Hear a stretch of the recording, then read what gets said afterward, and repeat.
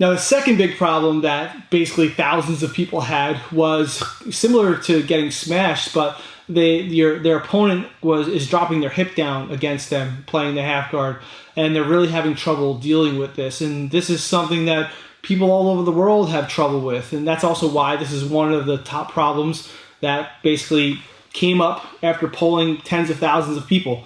So this is what I'm talking about. When we're here like this in my half guard, the person's able to drop their hip down on you. Here, like this. Once they're able to drop their hip down, depending on if they get their knee in or if they don't get their knee in, this creates a very big problem for a lot of people here, especially if they're getting like good shoulder pressure, because he's just one step closer to passing. He can either just take his left leg, straighten it, and pull his right leg out, boom, or we go back and he can, so we have, let's go back here. So yeah, now we have the same position. Or he can just come back up quickly and switch to a knee cutter. That's just two options that he has. There's more things that people can do. But this hip drop in general poses some problems for many people here, especially depending on the situation. So let's talk about the situation where he doesn't have the knee in. So let's say we're just here, yeah, and we have like a hip drop here from this particular scenario. So the number one thing that ideally I want to try to do is get this elbow inside. Initially, I can't get this elbow inside, right? So for what I need to do is I need to figure out how I can get his hip up even just a little bit, all right? So what I'm going to do is I'm going to take this top leg, I'm going to bring it over as much as I possibly can. The reason being is because I want some sort of control on his leg here, on his center leg. So I bring this over as much as I possibly can so I can get my heel down here, my heel or my foot, whatever I possibly can get down. If I don't, and I just go like this here, he's going to kick his leg out and pass. I don't want that to happen. So I'm going to go here over and just get this heel down. And all I'm going to do now is I'm going to kind of turn my knee out and I'm going to drive my hip into him. Here. See how I lifted his hip up? That's what I want to do initially. Now I can get this elbow inside. So if he has his hip down, right? I go over, now I drop my heel down, because now when he goes to pull his leg out, it's going to be harder for him to do.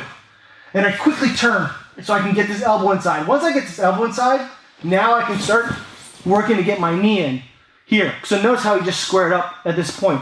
So he started squaring up. I'm still going to work to get my knee in and pull. He might back up, and we might just end up in a regular half guard again. Okay? But it's a very subtle thing, a very subtle movement. But being able to get the elbow inside their hip is extremely important and very underrated. Now let's say he was here and he had his knee inside, right? So now he has his knee inside. It's still a very similar situation. I still ideally want to get this elbow inside, but it's not always easy.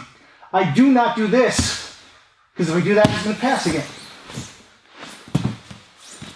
So what I do is once again I come up and I want to almost like get as high above his knee as possible here. Now I come here like this, and I quickly pop my hips into his shin. So watch what I do, I pop. See how his hips started coming up? Now from here, I get my elbow inside. Once I get my elbow inside, I can start swimming. I might get closed guard, I might not get closed guard. It depends on his reaction. Many times I'll just end up back in his half guard, but it's the same premise, and it's, like I said, it's very subtle. So if we turn this way, and we're here, right? Look, I go 1, I'm over his knee. 2, because now when he goes to pull his leg out, it's still not as easy. And this isn't, we still got to be ready for him to go to knee cutter type positions. My elbow's down tight, so you really can't see the elbow, but look at the feet. 1, 2, and then I turn like this. 1, 2, heel down, and then I turn. I just want to get his hip up a little bit. Then I get the elbow under, and then I start basically recovering at that point. This time he got back to half guard. We're just trying to recover our position and stop them from smashing down on us and stop them from dropping our hip. That's what our main goal is. Let's say, for example, he does decide to switch to a knee cutter. We still want our elbow in place, okay? And we want to keep our elbow down nice and deep because we don't want him to get arm control on us. So he's here. He has his position. I have my elbow down. I come here like this. And as I go to do this, he goes to switch to a knee cutter. So there I go. Oh, I still want to get my elbow in place. Here. I still want to get my elbow down in place.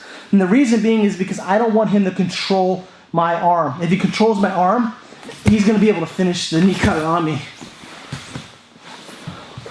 If I could chop this elbow down, right, and force my right leg deep, I could possibly force him to into like a reverse De La Riva type position.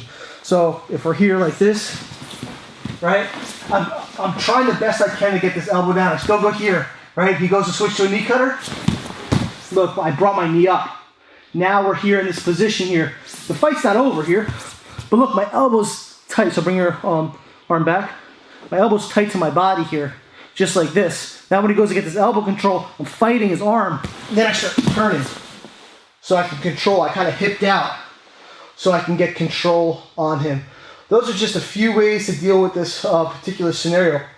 If for some reason I feel like he's creating a lot of space, like inside here, right? So let's say I come here like this, and I can't get my knee. I'll come here like this, and I'll try to get my arm in between his legs. So let's say he goes to square up. I'll get my arm in between his legs and feed to almost like a deep half guard type position here like this, and then I'll pop him up, and then I'll work to recover my guard. That's just for me. That's my personal game on what I like to do. But in general, those are some things that I like to do to deal with this particular situation when the person has their hip down. I like to try to create some space so I can drop my elbow. If I can drop my elbow onto his hip and use that to recover my position, that's going to help me a lot. That's the biggest thing that's going to help me, as opposed to doing a lot of this fancy stuff, right? Trying to hook the feet and do all these things. A lot of times this fancy stuff just gets you past.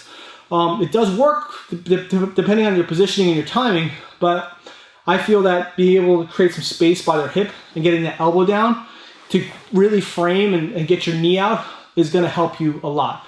So play around with these things. If you have any questions, send me an email or post below. Peace.